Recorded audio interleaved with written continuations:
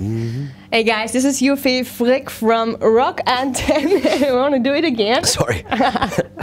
This is Yuffie Frick from Rock Antenne, and tonight we're having a little chat with Ben from Billy Talent here. Hello. Hi. Hey, how are you? I am well. How are you?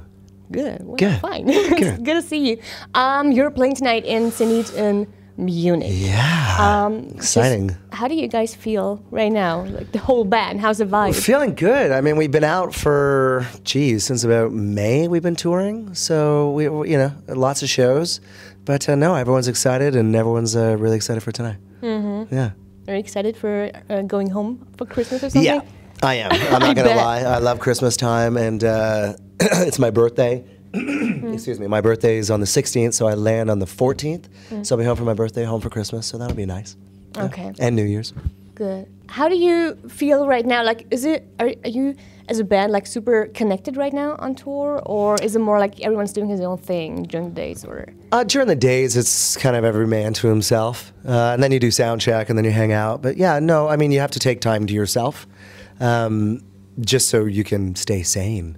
Because you're around, you sleep with 12 humans, you live with 12 humans. So whenever you get a second to be by yourself, you take that second. Yeah, and you enjoy it, right? Oh, absolutely. So Afraid of Heights right now is your current record, and it's the first record kind of with Aaron in the background, right? With the drummer. He didn't play on the record, yeah. Exactly. So how is that right now? Like, how did the work on the record differ?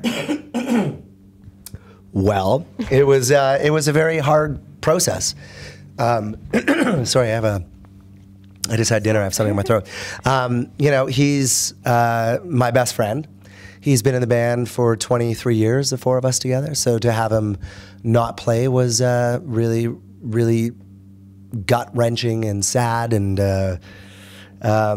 But we had our dear friend be able to come in and play, which was great, who's actually out with us as well. But I spoke to Aaron yesterday, and he's doing really well.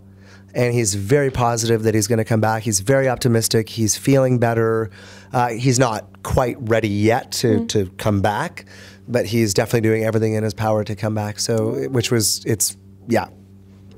It sounds Makes so me good. very happy. Yeah. It sounds really so we're good. keeping our fingers news. crossed, and we're hoping that it happens faster than slower. Yeah. All right. That's good news. But thank you for asking.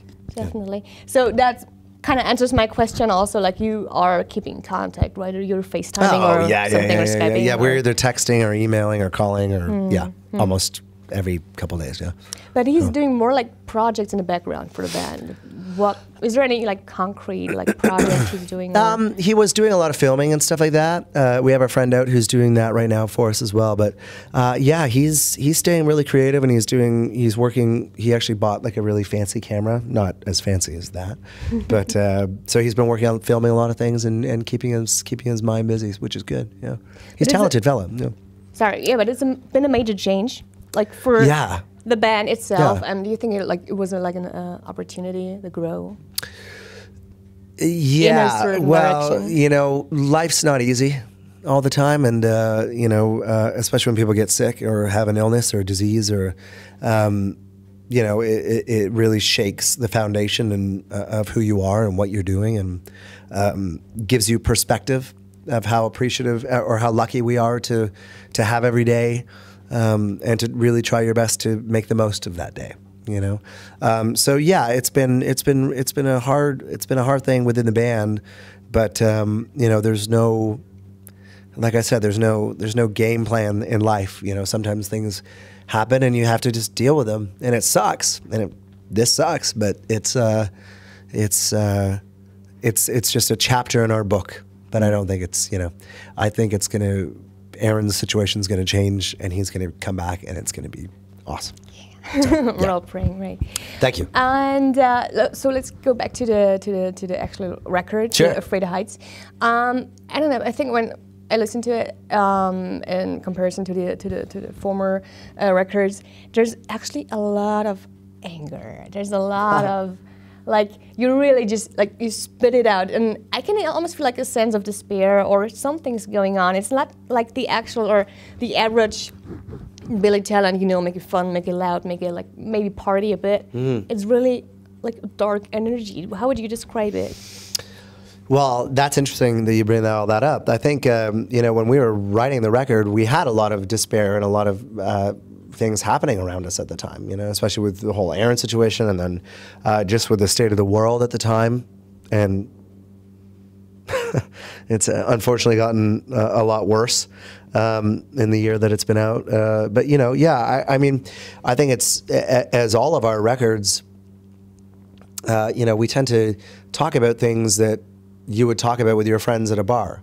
You know what I mean? Like, can you hear about this? And you want to, you know, whether it be from like environmental things or whether it be to politics or just, you know, like the refugee crisis to, you know, how we're destroying our planet and no one cares, you know? So yeah, I mean, we definitely, Ian is the main songwriter, and this is definitely his baby, this record, from a lot of lyrics to the production to the songwriting. Like, this is his baby, you know? Mm-hmm. And when we were talking about things, it was a really scary time. And now, you know, it's even scarier with the Donald Trumps and this whole right-wing thing that it seems to be happening around the world. And it's just like, did you not learn from history what happens when this, you know? So anyway, we're hopeful and we're optimistic people. And I think on the record, there's definitely a lot of, albeit it's heavy themes,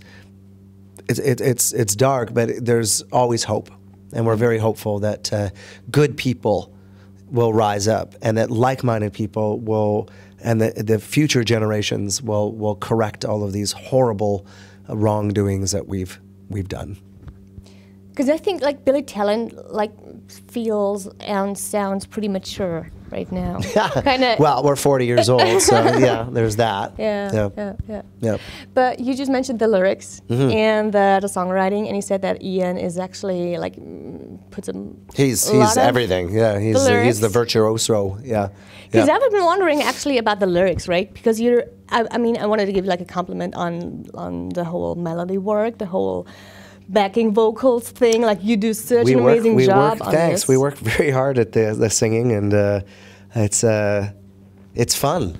You know, singing's a blast. You give like a perfect like pair and example of. Yeah, well, Ian and I have also been singing together for, you know, probably 23, 24 years now, right? So he knows what I'm kind of capable of doing. I kind of know what, you know. So when we sing, we just feels right when we sing together. I don't know how to explain it. Yeah, it's kind of like an old pair of shoes. You know, you put just them like on, you're like, they feel good. You know, yeah, we're an old couple.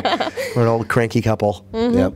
Because, yeah, I was wondering, actually, because if it's weird, now that you're working closely together on the vocals, well, I mean, there's intimate stuff in the lyrics themselves. Is it weird to open up, to tell the other one? No, I mean, again, on this record, Ian had a lot of the ideas already hashed out. So when we sat down and we were actually kind of framing it and working on things and working on phrases and you know, ideas and concepts to make the song kind of work, we've been doing it for so long that there's really no topic that we can't talk to each other about. You know, like,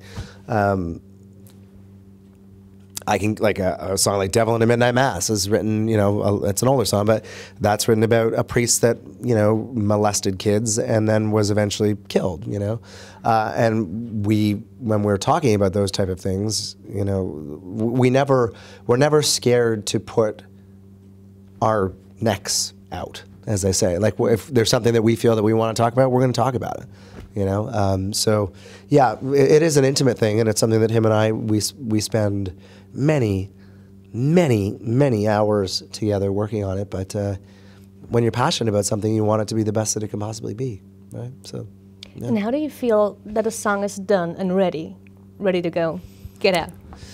You kind of know, like, it tells you, you know, like when you start overthinking a song and you start massaging it too much, or you start, that's usually when it loses a bit of the magic. But you know, it's now kind of at a point where you just kind of know when it's like, okay, I think this is as far as this song, you know, this is as far as we can go with this song, you know. Yeah, for me, like, I'm not a big fan of the studio. I like singing live. But in the studio, it's you know, like when you finish a song, and you listen to it back, and you're like, yes, okay, we did it. You know what I mean? For me, I'm like, I got it, you know? So, yeah, I guess how you know a song works is when you see people singing it back to you. That's a very special feeling. Yeah. Do you have that a lot in Germany, or just did you have that a lot on tour right now? Yeah, you get it a lot where kids are just, you know, every night someone's singing something back at you and you're just like, wow, you know, that's the power of music. You know, it transcends all cultures, all borders, all religion or sex, or it's the one thing that all of us, we listen to, and it makes us feel something, you know, and it's a beautiful art form, you know, it really is. That kind of brings me to my next point, like, or to my next question. Would you ever, like you just mentioned, you have like a 23, 24 years career as a band, and have you ever thought about standing on stage in 2016, putting out a new record, being this successful and everything? Like, no, that was it's still, like I said, you know, especially with Aaron's situation, is that you tend to become a lot more appreciative. At least now, and not just for the band and not just for playing, but just as a human being, to, you know, to be alive and to be somewhat healthy, and you know, is every day's, you got to try to make every day count, you know. So yeah. Still happy and everything. Very happy. Yeah. Okay. Yeah. What would your advice be for new up and coming artists, bands, musicians? Man, I don't know. I guess my advice would be, do it for the right reasons. And don't do it for fame. Don't do it for money. Do it because you love it. And do it because it's something that you have to do. And yeah, and I guess, you know, if you're going to be in a band, find other people that have the same goals. That's very important, you know, because a lot of times bands, a guy will leave because it's like, well, my girlfriend doesn't want me to go on tour anymore. Not blaming the women, but this is what I've seen in my past. Or it's like, yeah, no, I'm going to go to school. And then all of a sudden these other guys are like, well, what about, I thought we were doing this, you know? So yeah, finding people that are on the same page as you is very important. Yeah. Do you ever look in the mirror and feel like, fuck yeah, this is Billy Talent. This is me. No, I look in the mirror and go, oh God, I have way more gray hair than I've had ever in my life. Yeah, that's what I see. It kind of brings us to an end right now. Yeah. Thanks for your time, Dylan. Thank you. Thank you very much. All right. Thanks. All right. Ciao. Rockantenne, der beste Rock nonstop.